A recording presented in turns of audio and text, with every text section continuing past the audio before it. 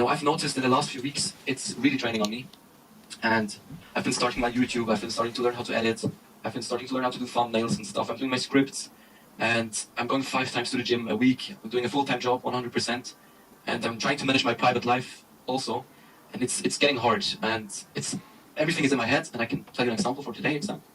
I was with my dad, we're eating food, and I was just so unpresent. I was always thinking about, oh, what do I need to do next? What did I do? After eating this stuff, I need to edit, I need to do my thumbnail, blah, blah, blah. And my dad was just asking me, what's wrong, Mickey? Are you okay? And I'm like, yeah, I'm fine. And yeah, this has been really tough on me. And I've been meditating also every day for at least 10 minutes. But it's just helping a little bit. And I'm also starting to journal now. But, every time I think about work, my heart starts racing and I have this spike of stress. And I don't know how to deal with this. Why is it so stressful? I don't know. It's like I can't get anything done, but I still do. But it's like it's feeling like it's bringing me nowhere. I don't know. I think it's also like a confidence issue, but it's always like in the back of the head. Well, it won't even do anything if I do this now. But I still want to do it all the time. I need to do this. I need to do this, or else I won't be successful. You're working hard. You don't feel like you're making enough progress, and then it's sapping into your personal life, and you're losing presence, and you're feeling some like anxiety and stress. Yeah.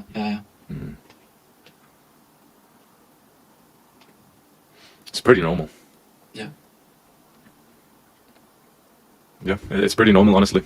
If there's someone who's listening to this right now who can relate to that, if you just type me in the chat, I would assume that almost everyone who doesn't have like let's say their parents' kind of financial protection would probably feel the same way you do have. Look how many guys are spamming this right now. Yeah.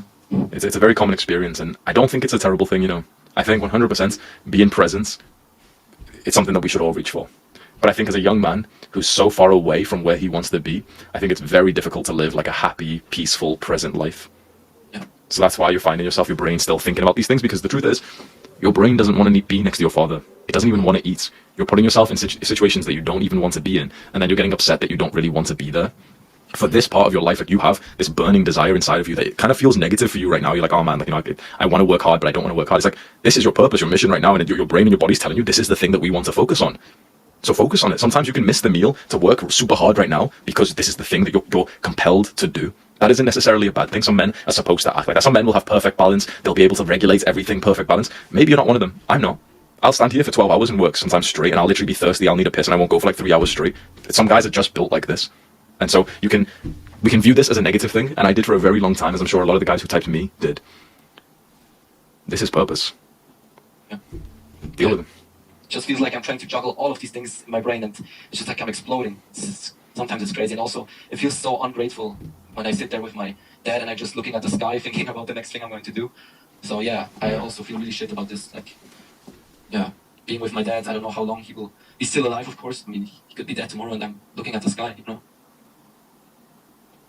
I will give you a piece of advice for that. I believe as a man, you should only spend time with other people when you can be present with them, or if they will help you with the thing that you're currently obsessing over. Right now, you're sat next to your father and you're not present, which means that you should not be there. If you're not telling him, if he's not someone who can help you with, for example, YouTube, you shouldn't be sat there with him when you're thinking about YouTube.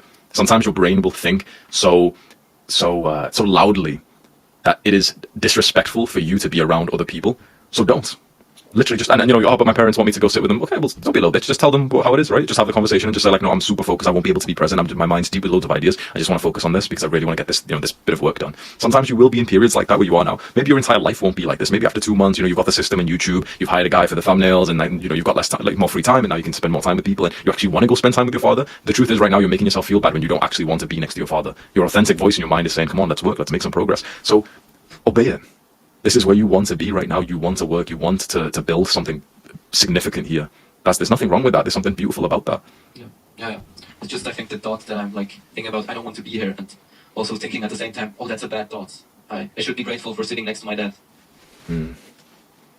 I would be careful to label thoughts as positive and negative, to be honest, because the moment you start to think, oh, this is a bad thought, a thought that I don't want, that's when you start to develop like fucked up mental health. That's when you get negative thoughts about the negative thoughts, and it's this weird feedback loop from hell. Like, trust me, I've been there. So the thoughts that you have as long as you're not currently poisoning yourself with media and news and YouTube and everything. A lot of people are, but if you're not poisoning yourself with like stuff that's brainwashing you, then the thoughts that you have usually are what you should somewhat listen to.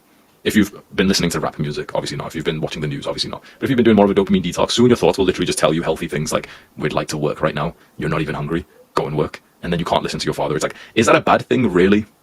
It's only a bad thing because you view it as a bad thing, but it's really just your own brain and body telling you, like, this is what we'd rather focus on right now.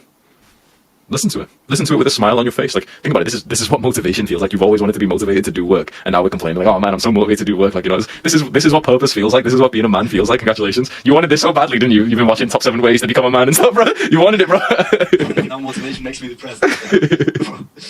Adonis School is a private online community that you can join to make friends who are just like you, who are on self-improvements, who are meditating, exercising, delaying gratification, who aren't degenerates. It's the hub spot for all of the people on self-improvement. We're all in here literally doing these good habits, reading these books, having these discussions, talking about this stuff online. I'm active in there.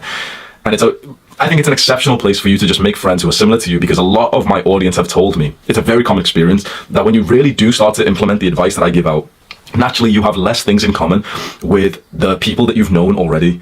And so it's a very common experience for young people who follow my videos who end up just getting lonely because there's no one that you can relate to. Your family don't understand you anymore, and your friends are kind of Jeffries, and you're kind of still attached to those old people who are part of the previous chapter of your life because you just don't want to be lonely right now. And so Adonis School is made for you.